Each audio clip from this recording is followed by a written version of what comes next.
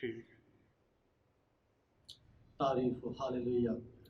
مسیح یسوع کے نام میں آپ سب کی سلامتی ہو، اور خدا کا شکر ہو کہ خدا نے ہمیں یہ موقع بخشا ہے کہ ہم خدا کی آواز کو سنیں۔ میرا نام پاسٹر فیاض ہے، اور آج ہم خدا کے کلام میں سے چند ہی باتیں سیکھیں گے اپنی رہنمائی کے لیے۔ اور خدا کا شکر ہو، خدا بڑا عظیم ہے اور وہ ہماری ضرورتوں سے واقف ہے۔ وہ جانتا ہے کہ ہمیں کس بات کی، کس چیز کی ضرورت ہے۔ ایک حوالہ خدا کے کلام میں سے دیکھیں گے، مرکز کی انجیل اس کا پہلا باب اور اس کی 35 آیت میں پڑھ دوں گا۔ لکھا ہے، اور صبح ہی دن نکلنے سے بہت پہلے وہ اٹھ کر نکلا اور ایک ویران جگہ میں گیا اور وہاں دعا کی۔ خدا ان کے کلام کے پڑھے اور سن جانے کے لیے خدا ان کی برکت ہو۔ عزیزو، آج ہم دعا کے تعلق سے سیکھیں گے کہ دعا کیا ہے۔ میں اس بات کو سوچ رہا تھا کہ ہم مسیحی صبح شام دوپہر کو دعا مانگتے ہیں، اور جب اگر ہم سے پوچھا جائے کہ دعا کا مطلب کیا ہے تو ہم پریشان ہو جاتے ہیں اور یہ سوچنا شروع کر دیتے ہیں کہ دعا کا مطلب کیا ہے۔ اور جب پھر ہم بڑی ہی مشکل کے ساتھ جواب دیں دعا کیا ہے، تو ہم یہ کہتے ہیں کہ دعا خدا سے کچھ مانگنا ہے، دعا خدا سے کچھ حاصل کرنا ہے۔ ہاں، بے شک دعا یہی ہے، یہ سچ ہے۔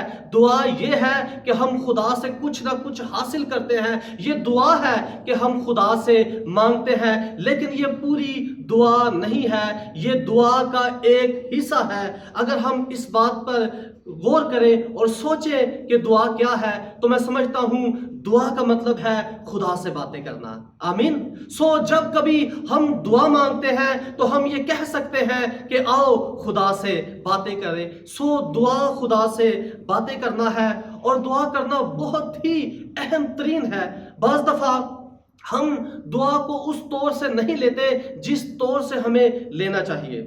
عزیزو، دعا بہت ہی ایک مسیحی زندگی کے لیے بہت ہی ضروری ہے۔ ایک مسیحی کے لیے دعا سانس کی مانند ہے۔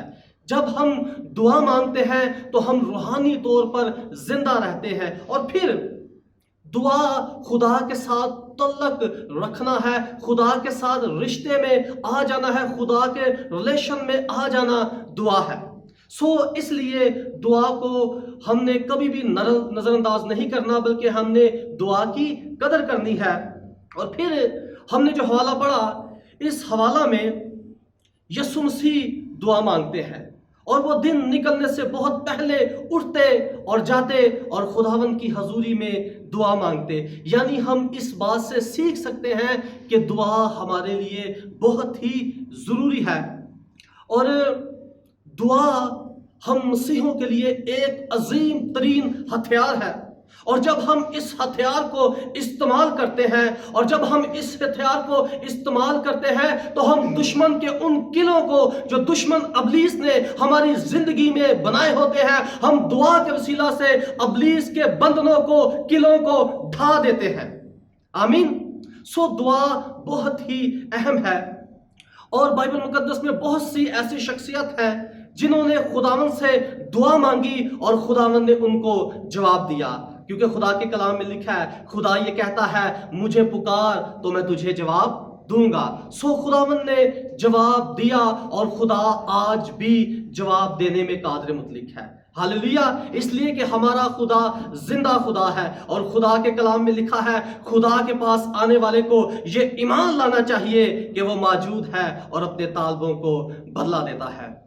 عزیزو، میرے ذہن میں حنا آتی ہے۔ جب دعا کی بات کرتے ہیں تو حنا ضرورت مند ہے، اور اس نے کیا کیا؟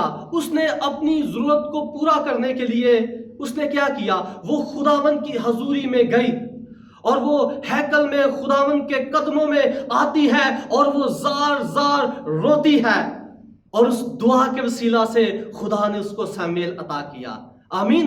پھر حزقیہ کی مثال ہمارے سامنے ہے کہ حزقیہ کے لیے یہ پیغام تھا کہ اب تیری زندگی ختم ہونے والی ہے، لیکن وہ زار زار خداوند کی حضوری میں رویا، اور خدا نے اس کی زندگی میں 15 برس بڑھا دیے۔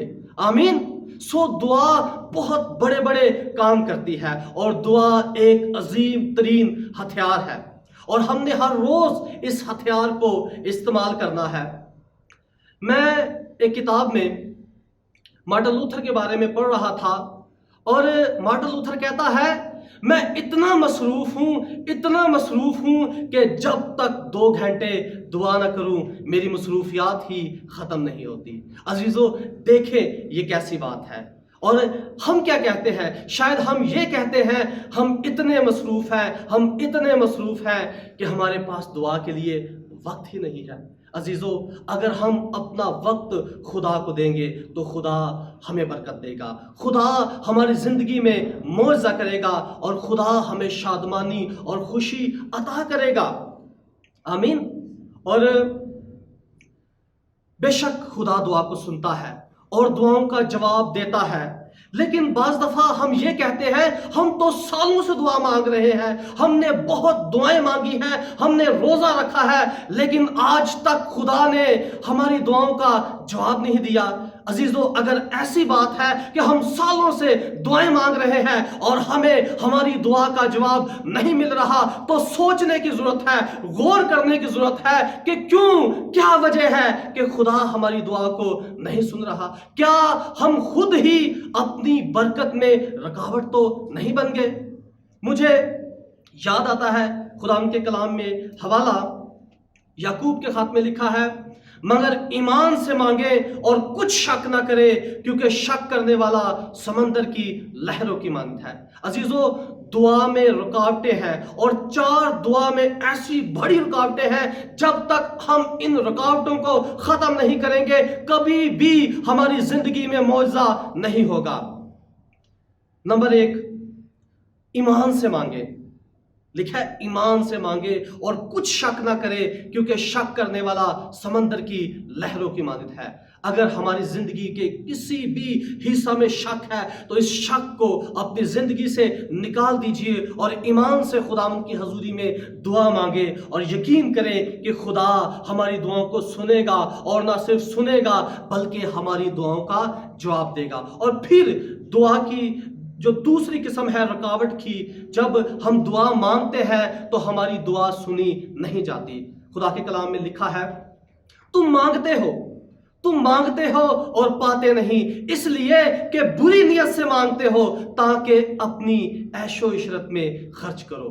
عزیزو اگر ہم سالوں سے مانگ رہے ہیں اور اپنی ہی خوشی کے لیے مانگ رہے ہیں، اپنی عیش و عشرت کے لیے مانگ رہے ہیں، تو شاید یہ بھی دعا میں ایک بڑی رکاوٹ ہے۔ اور تیسری رکاوٹ زبور کی کتاب میں لکھا ہے، اگر میں بدی کو اپنے دل میں رکھتا تو خدا میری نہ سنتا۔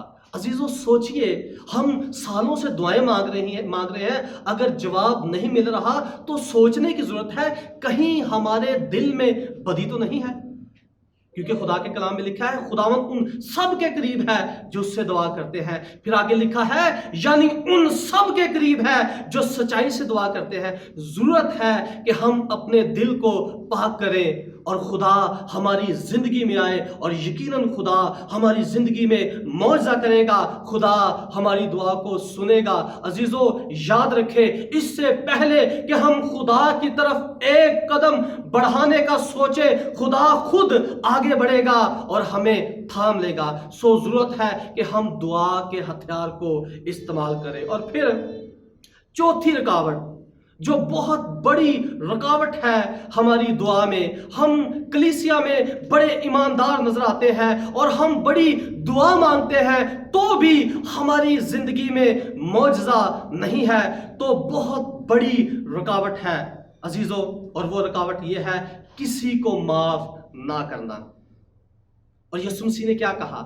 یسوع نے کہا اگر تو قربان گاہ پر اپنی نظر گزرانے اور تجھے یاد آئے کہ تیرے بھائی کو تجھ سے شکایت ہے تو پہلے کیا کر؟ پہلے اسے جا کے معاف کر اور پھر اپنی نظر گزارنا.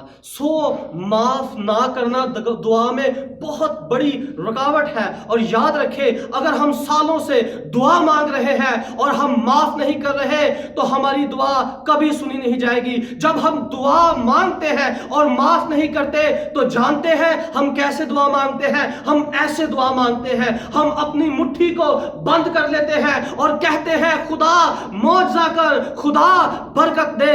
لیکن برکت کیسے آئے, معجزہ کیسے ہو, مٹھیاں تو بند ہے, ہم نے کسی کو معاف نہیں کیا. اور جب ہم یہ کہتے ہیں کہ خداوند دیکھ ہم معاف کرتے ہیں, ہم معاف کرتے ہیں, ہمیں جواب دے, ہم تجھے پکارتے ہیں, اور جیسے ہی ہم یہ دعا مانگنا شروع کر دیتے ہیں اور ہماری مٹھیاں کھل جاتی ہیں اور وہ برکت ہماری زندگیوں میں آنا شروع ہو جاتی ہے. آمین. یہ 4 رکاوٹیں ہیں جو ہماری دعا میں ہے اور ہم نے ان رکاوٹوں کو ختم کرنا ہے. ہاللیلویا. آج سے ہم دعا کو اپنی زندگی میں پہلا درجہ دیں اور بڑی پاکیزگی کے ساتھ خداوند کی حضوری میں دعا مانگے. آمین. اس ایمان کے ساتھ کہ خدا ہمیں جواب دے گا.